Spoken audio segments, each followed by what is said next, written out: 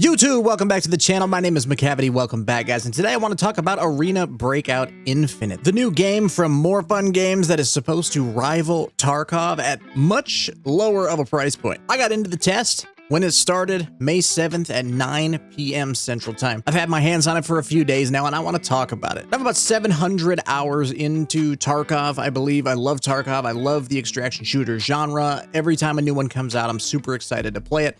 One that I haven't touched yet is Gray Zone Warfare. And Arena Breakout Infinite here was kind of announced that a closed beta test was coming around the same time that Gray Zone Warfare was doing their closed content creator test and then announced early access. Well, it's here and I got some thoughts on it. This channel is mainly dedicated to extraction shooters, mainly VR. The Ghosts of Tabor game that we love to play on this channel is basically VR Tarkov, VR Arena Breakout Infinite. If you haven't checked it out yet and you have a VR headset, please do. It is one of the greatest extraction shooters that I've ever played. Now, just looking at the visuals, when it comes to Arena Breakout Infinite, looks pretty much exactly like Escape from Tarkov. In fact, when the whole drama with Escape from Tarkov was happening, they did dig at More Fun Games by saying this is a clear plagiarism, copy and paste. There was some more drama surrounding the game when somebody had pointed out that More Fun Games had stolen code from Tarkov and use that to create their game. Now, how true that is, I don't know, and I don't think it's true. There's not a ton of evidence backing that up. This leak, this accusation came from a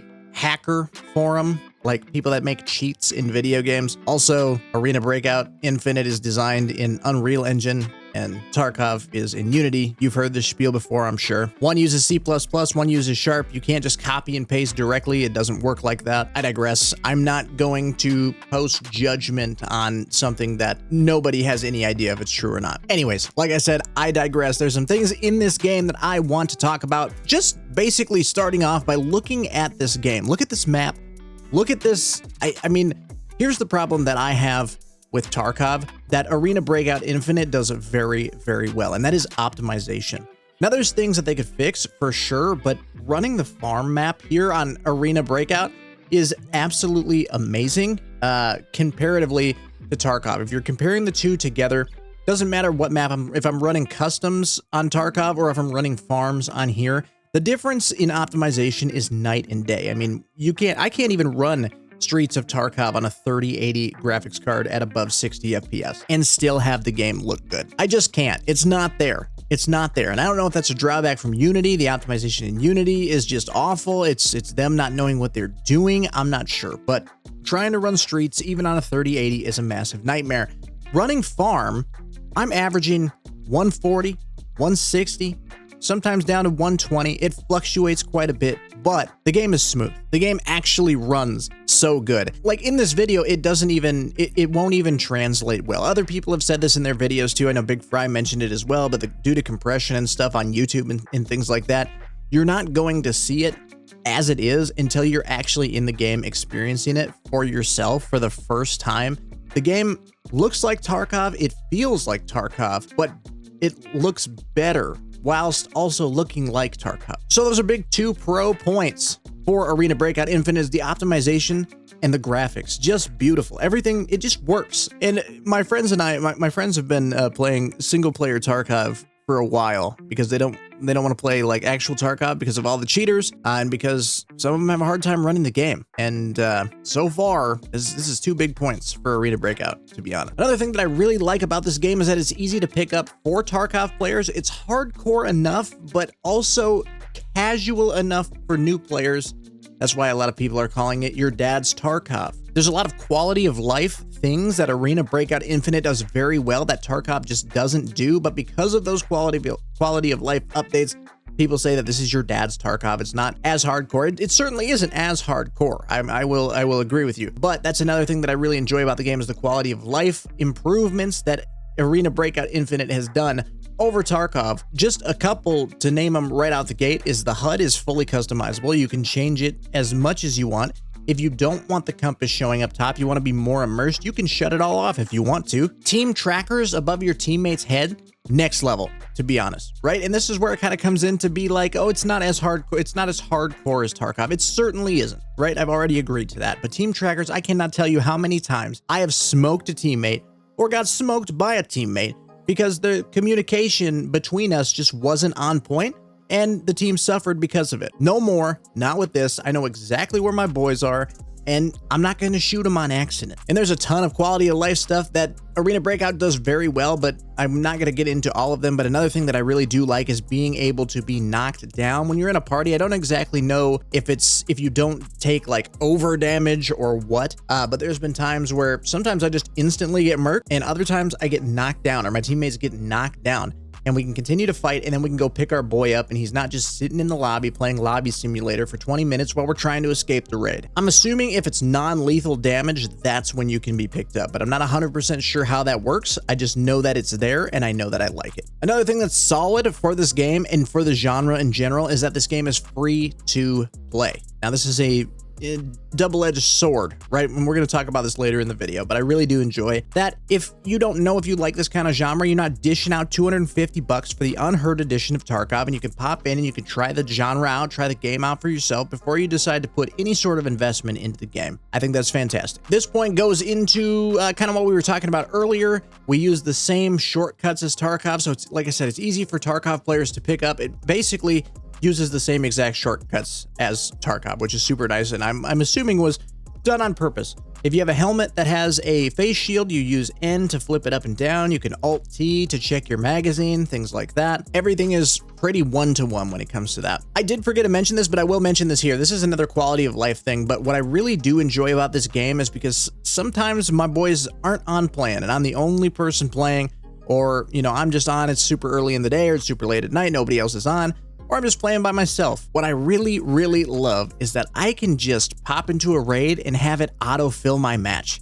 So if I'm trying to do a quest, I don't have to be on customs trying to get shotgun kills with a Ushanka on my head by myself. Dude, I can just autofill and have 2-3 other people hop in my team with me, and we can run together. You can meet new friends, have some fun. It's just a solid feature that I really enjoy. Side note too, the devs actually do ban people for griefing, not only cheating, but for griefing as well. So if you're ever in a match that you use Team Finder and your team joins you and they kill you right away and you report them, there's a chance that they're going to get banned for griefing, which I think is absolutely hilarious and super good. Quests and mission type things come over similar to Tarkov. Kind of works. You pop into the match, you go and you go and you do your mission. But here's another quality of life update. I know I keep coming up with them or remembering them as I'm talking here, and I just have points listed out in my OneNote of what I wanted to talk about. But when you're doing a quest or a mission and you don't really know where to go, or if you're not doing a mission or a quest and you just want to know where your extract is, where you are on the map, you can simply hit the M button for map and open it up. Less hardcore than Tarkov, I know. No more needing to buy a map, no more needing to get onto Google and search customs map with Scav extracts. No, brother. You see where you're at in the game, you see where you gotta go, you see where your missions are. Now that's not gonna say that, somebody ain't camping the missions, right? Somebody ain't camping the objective. It happened to me earlier. But to know where to go and to know if you're going the right direction without just running around, not sure what you're doing, I think it's a good change. Great quality of life change, and I love that. Speaking of missions and quests, Scav quests are in the game as well. Also, scavving in general, you can go do Scav runs to get some loot, to get some weapons and gear if you need it. But they also have Scav quests. Now, if you remember to Tarkov, the Scav quests, some of them are okay. Some of them are absolutely ridiculous. We're talking like a weekly Scav quest of kill 50 PMCs as a Scav, brother. You know what I'm talking about? Like, it's ridiculous. The Scav quests actually come from a vendor in this game, kind of like Fence in Tarkov, but they're not super difficult. Some of them are like, oh, go to these locations and then extract without dying. Here's one that you're really gonna love if you really hate that you have to hit level 15 in Tarkov to get the flea market, because that makes sense. The market in this game unlocks at level 3. So fantastic. I mean, not much else to say about that, but I absolutely love that all I had to do was get to level 3 and all of a sudden I can start making money. It's it's great. Map design, I've really only played the farm map. There are 2 maps in the closed beta: Valley that you unlock at level 8 and Farm that you get right away. I haven't got to play Valley yet. I am level 10, but I have not played it yet. But Farm, I enjoy the map. I think it's great map design. It looks good. It feels good. It plays good. And yeah, I just haven't wanted to leave yet. Like, I have a couple missions for Valley, but I just haven't wanted to leave farm. I said it before, but for the longest time, me and my friends have just wanted something, right? But similar, okay, to Tarkov. Okay, we love Tarkov. We have a lot of fun with Tarkov when we're all playing together and we're killing stupid idiots. We're just having a fun time. It's good. The problem is all the cheaters. The problem is the optimization. The problem is that when you put all of that stuff together, it's just not fun. And I cannot confirm if that's what this is or what this is going to be. All I know is that for the last 3 days that I've been playing this game, it feels fun again to me. It feels like Tarkov. It's like I'm playing Tarkov, but it looks better, it runs better. Other than that, it feels the same. Movement feels similar. The shooting feels similar. But that's not to say there isn't a few cons, okay, that I have encountered while playing. And one of those being that the network could definitely use a little bit of help. And this could be due to it being day 3, day 4 of the test by the time that this comes out. And them letting a ton of new players in with Twitch drops the other day. Like, they let in 100,000 new people, I think, or they gave out 100,000 new codes that they gave out so many that they said, hey, we're going to need 24 hours to be able to let everybody activate their shit. But that is something that I notice is that, you know, the network, every once in a while, you know, I get this weird FPS drop hitch that kind of just takes you out of it. It's a little bit annoying. You basically drop to 0 freeze for a second, then you come back. And I know a lot of people have been talking about it. A lot of other people that have made videos about the game have been talking about it. So I know it's not just me. I know it's not my network. I have gig internet. It's just, I don't know. Every once in a while, you just get this little hitch, and it's just a little bit annoying. Some servers that you get into are super high ping. I don't know what that is about, but we need to remember that this is the closed beta. It's not like the game is out. It's not like you can buy anything yet. It's a test that they are working on. Another thing that is kind of just bugged me a little bit is that sometimes, not all the time, but sometimes it feels like my gun is shooting marshmallows. And this boils down to ammo usage, of course, you know, the different tiers of ammo and stuff like that, just like Tarkov, but likely network issue and desync as well is kind of what I'm thinking, because the pings, you know, the drops, the FPS hitches, things like that, something they can hammer out later on. Not too worried about it right now. As I mentioned earlier, this is only a test. It's a closed test. You can't buy anything. There's nothing up for monetary gain or loss. So this is something that I can let slide more than I normally would. If the game was out, if I paid for the game, or if it's a free-to-play game and I put in $10 for the subscription, or, you know, whatever, or I bought some skin or something, yeah, then maybe that would be a little more annoying. But because it's a test, because there's no money involved, and it's just a test, and I know that the game doesn't release until later 2024, I can let it slide. Now, the mobile version of the game has a battle pass, and I've noticed that when we pop into Arena Breakout Infinite as well, here on the PC version, there is a battle pass. The closed beta battle pass is free, of course. A lot of it is basically, hey, survive one raid on farms, or survive one raid in general.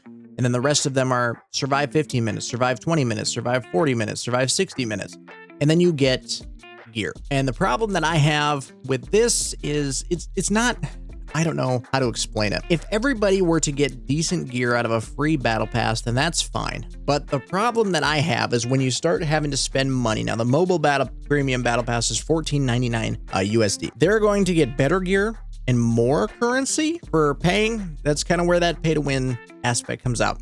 Now, a lot of people in the comments and stuff of other videos have said, you know, hey, you can buy in-game currency, you can buy the battle pass, you can get gear, but just know that if some little Timmy is running around with a scope mosing, like your boy, and you one-tap a guy with like tier 6 armor, like a 200k kit, you can still one-tap him.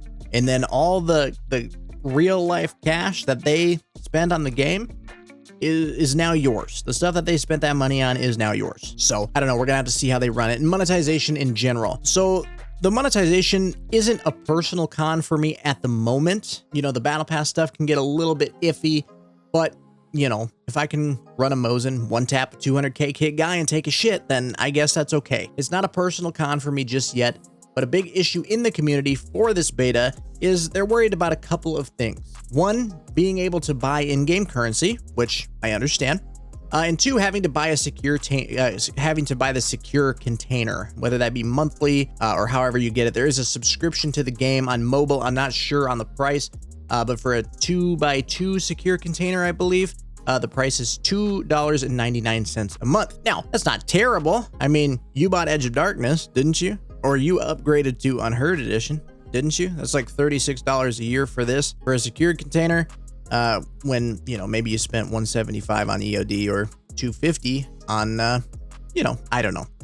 There is a 1x2 container that you can get with in-game points, like ranked points or something like that. And there is a huge container at a much higher price, but that might also likely be included in that subscription. I'm not too sure on the mobile game. I really don't know. And one thing that we need to keep in mind too is that we don't know if any of this is accurate for this game, right? A lot of people are like, oh, it's a port. They ported it from mobile. No, they didn't. They built it from the ground up on PC. It is based on this mobile version. They did not just copy the code and port it over to PC. This is built for the PC. And all the monetization that we know at this point is how it is ran on mobile. And while Tencent is still involved, they may run it different on the PC version. They may change some things up. They may do it different, or they may not. We just have to wait and see. We just don't know at this moment in time. And a lot of people are getting up in arms about stuff that they just don't have any idea about. And a lot of people scream like, oh, Tencent, it's Tencent. So I'm never going to touch the game because it's Tencent. But it's like, do you realize that 80% of the gaming industry is